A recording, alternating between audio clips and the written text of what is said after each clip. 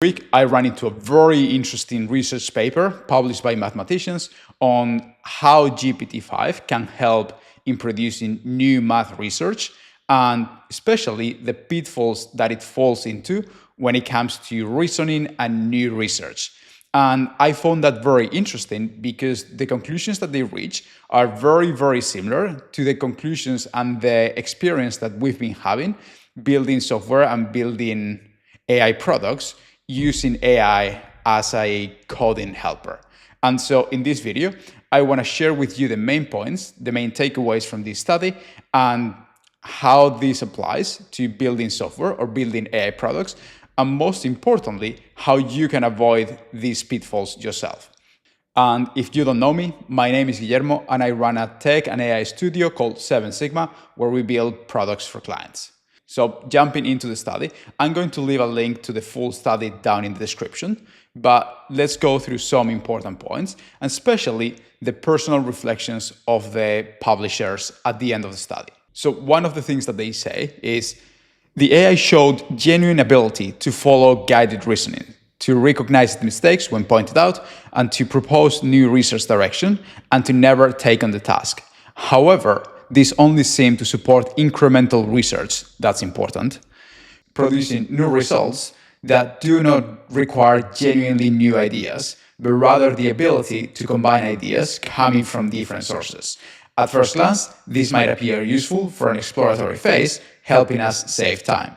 However, it was quite the opposite. We had to carefully verify everything produced by the AI and constantly guide it so that it could correct its mistakes. Does that sound similar? That's the exact same experience that anybody working with Cursor had using that product.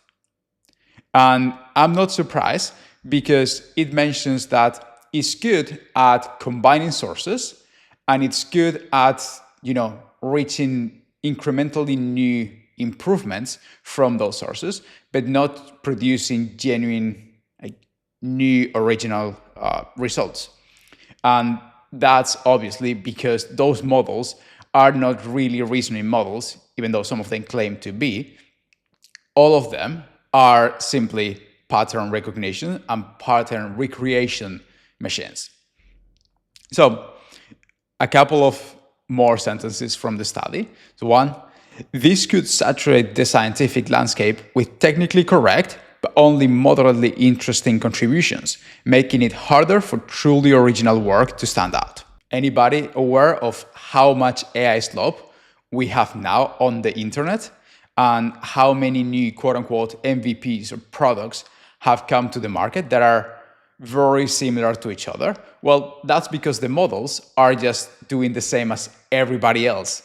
And if you don't have any original ideas or any original process, you'll end up with the same thing as everybody else.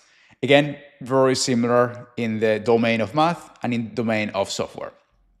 And then final point is from the study, if students rely too heavily on AI systems that can immediately generate technically correct but shallow arguments, they may lose essential opportunities to develop these fundamental skills. Again, in my software studio, something that I'm saying is that the more an engineer uses or relies on AI to learn to code and to produce code, the more shallow their understanding gets because they don't get the chance, they don't get the opportunity to go deep into problems and to actually acquire knowledge. So that's not necessarily a problem in the short term, but in the long term, I imagine that this is going to become a very important factor.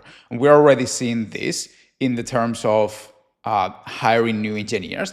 And I can only foresee this becoming worse because it's getting harder and harder to find genuinely good, trusted engineers to even hire and work with.